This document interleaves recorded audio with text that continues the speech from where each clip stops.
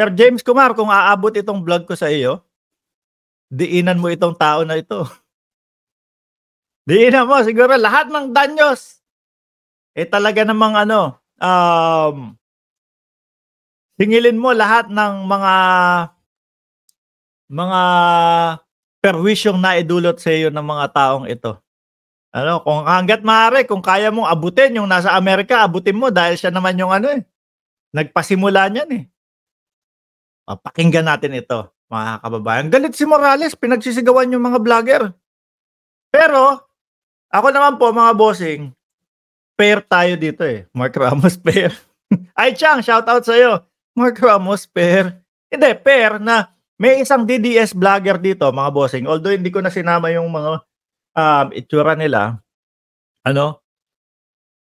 Hanga ako sa kanya kasi hindi siya basta-basta mauuto nitong si Morales.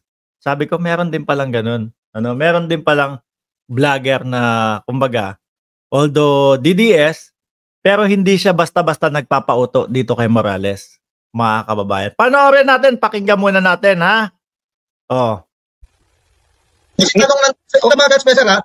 Tinatanong ko yung mga dokumento na hindi naman po alam ni Sir JM. Ang may alam niya si Maharlika. Paulit-ulit na lang po tayong tanong.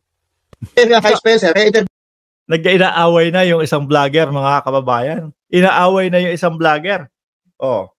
Kasi, ang pagkakaintindi ko po dito, mga kababayan, yung isang vlogger, si Kai Spencer daw po, yung pangalan, hinahanap niya, nasan yung mga picture na sinasabi mo? Siguro, hindi makapagsalita o hindi makasagot itong si Jonathan Morales, mga bossing. Di ba? Sabi ni Julius Cardenas, boss, pinapanood kita dati. Di hanggang ngayon. Pero nawalan na ako ng gana dahil nakain ka na ng sistemang mali. Boss, wag mong sabihin dati lang. Ngayon, hanggang ngayon, nanonood ka pa din, idol mo pa din ako. Nandiyan ka pa din sa live ko. Ano ba naman yan? Grabe itong mga ito. Sige na, umalis ka na. Block mo ako. Tapos, ang problema mo, hindi yung sasabihin mo, boss, pinapanood kita dati, tapos magko-comment ka, di halatang nanonood ka pa din hanggang ngayon. Idol mo ko. Yung totoo. Idol mo ko. Julius, idol mo ko, Kaya nandiyan ka pa din. Tuloy natin. Walang maipakitang dokumento. Isa lang nga yung pinakitang dokumento. Ano pa?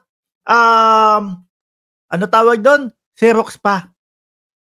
Di ba? Yung mga tanong na may knowledge po siya, kailangan ang mga daig pa pala ito ng mga senador, mga kababayan.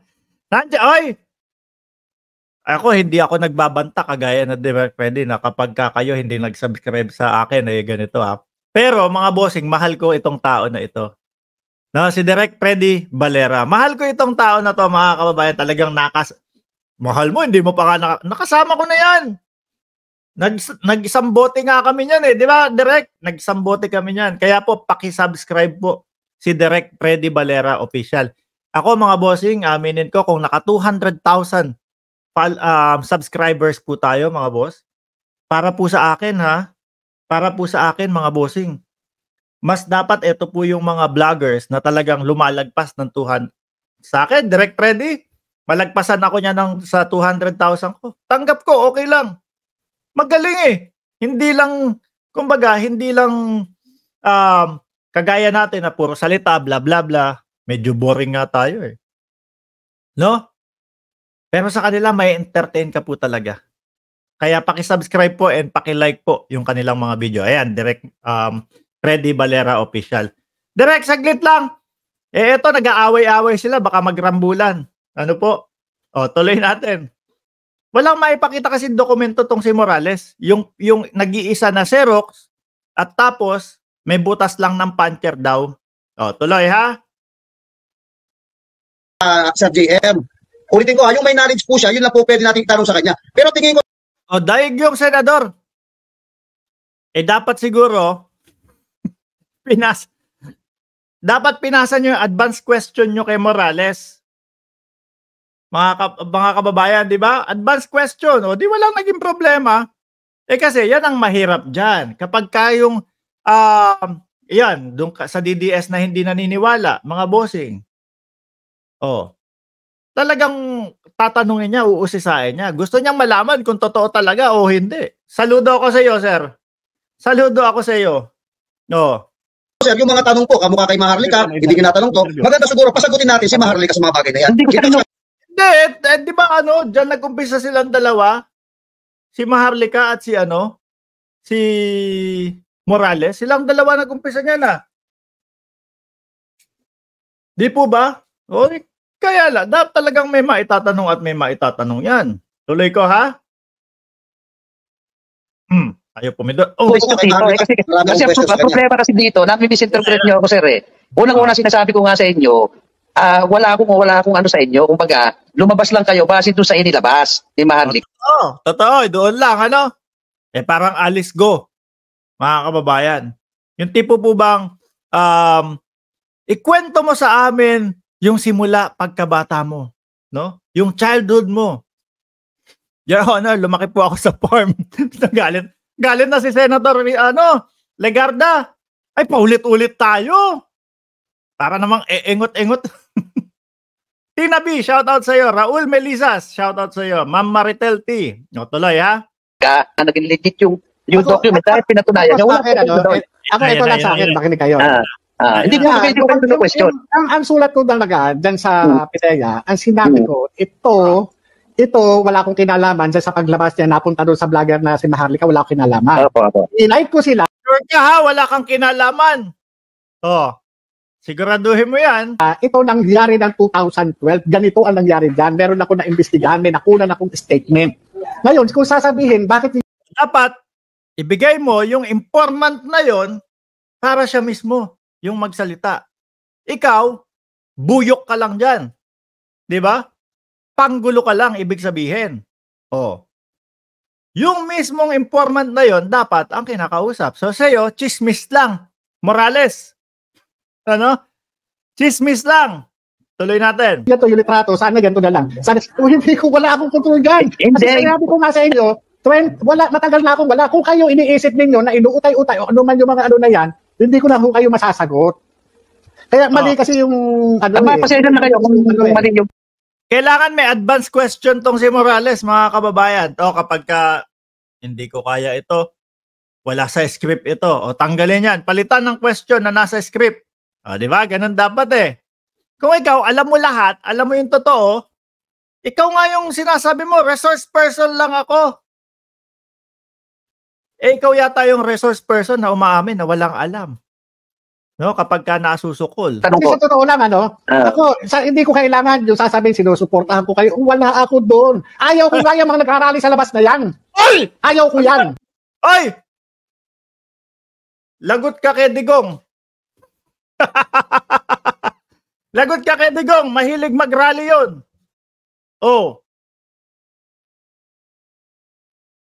Dating President Duterte. Ayaw sa inyo nito,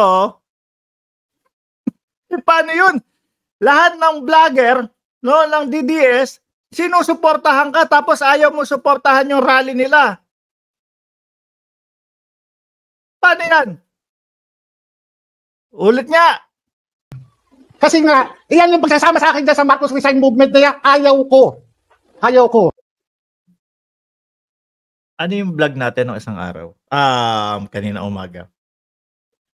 Yung vlog natin kaninang umaga, mga bossing, nakalagay doon na yung tipo bang posibleng bumaliktad si Morales. 'Di ba? Posibleng bumaliktad si Morales. Ngayon ayaw niya na, 'di ba? Ayaw kong sumama diyan sa Marcos movement na 'yan, Marcos Resign movement na 'yan. At may mga ini-isplok pang mga pangalan dito, ha? Tuloy. Ayun bang pindot. Yung nag-iinap yan si Ping Lacson, ayaw ko. Nag-iinap yan si Trinidades, ayaw ko. Bakit? Kita nyo, nakulong na nga ako. Hindi ko pa kayo pino-question, malinaw.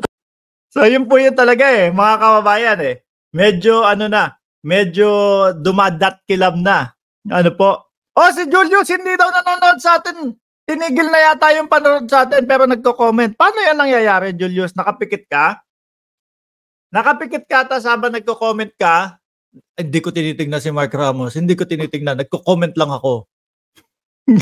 Ganon ba yun? Dati mo akong pinapanood Sama mo na hanggang ngayon. Ayaw pang umamin. Oh. Tuloy. Ayaw daw ni Morales doon sa mga parali-rali mo, Digong. Nagagalit sa inyo. Oh. Po yun. Ma'am, siguro nabisit ko. Hindi ko po kayo pinu-question dito. Ano nyo, wala akong... Hindi ko, wala po ako political ano dito. Sinasabi ko lang po. Wala rin akong... Spencer, pusin na natin ito. Hindi ko po kayo pinu-question dito. Ano nyo, wala akong... Hindi ko, wala po ako political ano dito. Sinasabi ko lang po. Wala rin akong... Spencer, pusin na natin ito. Kaya galit na. Wala kang pakialam. Nakikipag-anuhan na po. Kasi mga bossing, doon sa isang DDS vlogger, no po, yung talagang, inaano siya tinatanong, gusto kong mapiga din. Kasi kulang, yung mga impormasyon mong ipinibigay sa amin para maniwala ako. Di ba? Hindi porket, yun, si, ano pangalan? Kai Spencer, mga kababayan. Hindi porket DDS vlogger ako, pati ako mapapaniwala mo. Di ba? Nagagalit na po, Mag-ingat kayo, baka mabato kayo ng baso dyan. Magagal sa akin, guys, Spencer, panauhin ko po si dito, ito pong si Jonathan Morales. Kung meron kayong katanungan na hindi naman po at wala po siyang personal knowledge diyan at may tinatanong kayo patungkol kay Claire, kay Maharlika, kasi kahit ako nagigets ko Tanong mo, jowa mo ba si Maharlika? Jowa mo ba si Maharlika? Yun yung tanong nyo. Or inggit ka lang kay Mark Ramos. Andiyan pa din si Julius. Ang haba mo namang Julius. Sabi mo, dati ka lang nanonood, hanggang ngayon, nandiyan ka pa. Tuloy. Hindi niyo po ba natanong yung mga dokumento, ganito, ganyan? Ang pinaka-the best solution niya, si Maharlika po, ang dapat ma-interview. Ang tinatanong po natin dito, yung po patungkol po kay Jonathan Morales sa statement. Ngayon, kung sasabihin, bakit nila to yung litrato, sana ganito na lang. Sana, hindi ko, wala akong control dyan. Kasi sinabi ko nga sa inyo, ulitin ko, yung may knowledge po siya, yun lang po pwede natin itanong sa kanya. Pero tingin ko, sir, yung mga tanong po, kamukha kay Ang gulo ng interview, kahit pa paano ako, nag-i-interview naman din ako, mga bossing, paminsan-minsan. Kagaya na lang po yung kay dating Senador Trillanes, kahit pa paano naman po, hindi naging ganito kagulo. Dapat, nag-usap-usap muna. Babalentong kayo dito. Makikita, sira-sira kayo, nagkakagulo kayo. Dapat nag-usap-usap muna. Ito muna yung pag-uusapan. Bawal yung ganito kasi hindi sasagutin ng Morales yan. Magbigay ng mga question, set of question, mga bossing. Tapos, okay ba yan? Tanggalin ni Morales yung hindi niya gustong sagutin. Ganun muna para hindi umabot sa puntong ganito. Sabi nga nung isang vlogger, pagtatawanan naman tayo ng mga tanso. Tuloy. Eto na po, magagalit na si Morales dito, mga kababayan. Papagalitan na po yung mga vlogger, sisigawan na po. Maharlika, hindi kinatanong to. Maganda siguro, pasagutin natin si Maharlika sa mga bagay na yan. Hindi ko siya... sabi, i-deny na lang. Kung i-deny mo na lang, hindi ka pa mapapahamak. Kaya ang nangyari, between April 2 at April 7, nagkaroon kami ng desisyon sa bahay. Ako, hindi ko kailangan ng suporta. Sa bahay, may desisyon po sa bahay. Hindi doon sa bahay nyo na lang pag-usap-usapan yan. Total, hindi naman ikaw talaga yung informant. Di po ba? Hindi naman siya talaga yung informant. Ng kahit na sino, nagayang sinasabi ninyo para lang ma-please ako. Sa totoo lang, hindi po. Magkalinawan tayo. Ako, lumabas lang para sabihin na hindi ko alam yung paglabas na yan. Wala akong kinalaman dyan. At yan, sumama ang loob ko talaga sa mga kasamahan ko. Dahil presidente na yung nakalagay dyan. Kung mo ba presidente yung nandyan, aatras na kayo. Wow! Hero! Hero si Morales. Pinatawag daw po sa Malacanang, mga kababayan. Nung nagpatawag, hindi naman siya pinatawag. Siya yung siya yung, tawag dito? Siya yung kusang pumunta doon Di ba? Siya yung kusang pumunta doon Sabi ko sa kanila. Pero kung sasabihin nyo, yung mga sana nyo, wala akong pakialam sa mga sana nyo. So, kung ito sana, tumawag pa nga sa akin. Alam nyo kung sino? Si Sandra Cam. Ano sabi sa'yo? Magagalit po, mga bossing. May tumawag pa ka sa akin. Alam nyo kung sino? Si Sandra Cam. Si Sandra Cam, lagi sa mautog. Siguro, i-invite ka doon. Sa rally. Di ba? Siguro i-invite ka ni Sandra Cam sa rally, sumama ka daw. Kaso sabi mo nga, ayaw mo ng mga parali-rally. Oh, Sandra Cam, malinaw sa iyo ha, ayaw ni Morales ng mga parali-rally na ganyan. 'Di ba? Oh, ulitin natin, galit eh, galit po. Ayaw ko ng sanay. Wala eh. Please ako. Sa totoo lang, hindi po. Magkalinawan tayo.